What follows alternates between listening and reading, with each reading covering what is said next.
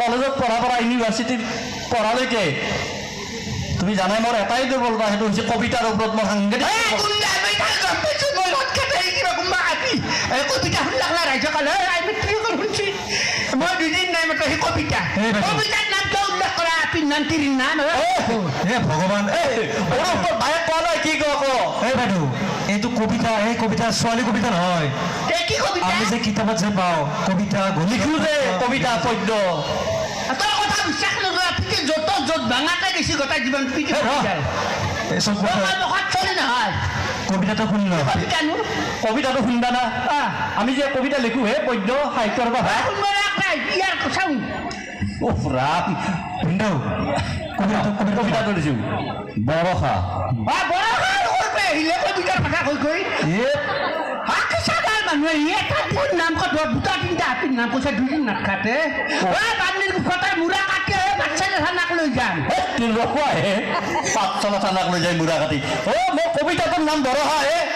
হয় না কি কবিতাটোৰ নাম বৰষা? হয় না আপিৰ নাম নহয় দে এইটো। আপিৰ নামে কবিতা লেখা এনা কবিতা ডাঙৰ সমস্যা হে।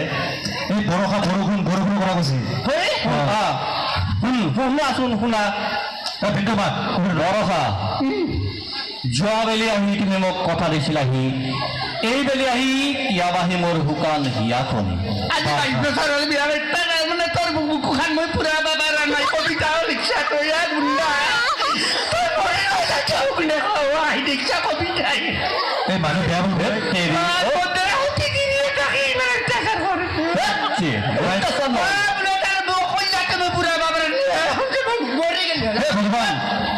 মানুহ পাহে মানুহ বেয়া পাব।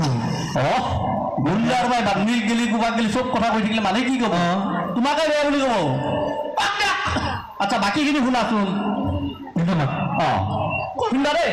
আগতে তুমি এই ফৰিঙৰ দৰে জাপ মাৰি নিঠা নিজৰাজনীৰ মুখলৈ চালে বেয়াই লাগে।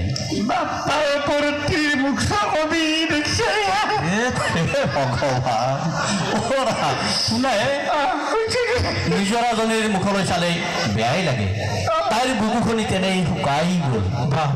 মই বেমাৰে মই ঠিকলে ইয়াত গিলাচ পানী মোৰ ঘৰে নাচে মতা আৰু কোনোবা নিজৰা মুখখন হ'ব লাগিছে আপোনালোকৰ ক'বা লাভ বনাই গছবোৰা পৰি যায় মা লক্ষী এক মটকা মাৰি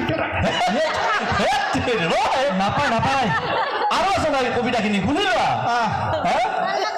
বসন্তহঁতেও কথা পাতিছিলো সৌ নৈখনিৰ পাৰৰ ইকৰা বননিৰ মাজত।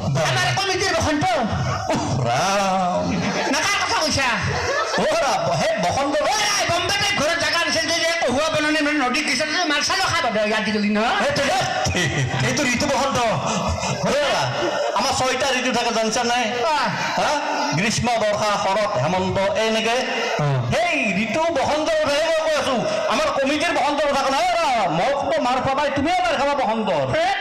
কবি হবা নালাগে প্ৰভু হে মাখৰ ফিগাৰ কল আমাৰ মুখখন মাথাটো বন্ধ কৰি দিয়া নাপায় নাপায় ভগৱান মোক খালা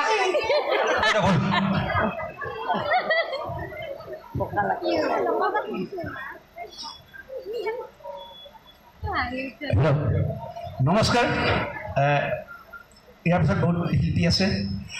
অনুষ্ঠান মানে সন্দেহ আচলতে আমাৰ যিয়ে নহওক এই আমাৰ এই ফেমিলিত যে দেখালোঁ আজি তাৰেই নহওক এনেকুৱা ঘটিলে আমাৰ ঘৰৰ শৈক্ষিক বাতাবৰণৰ পৰা সমস্ত নষ্ট হৈ যায়। চ'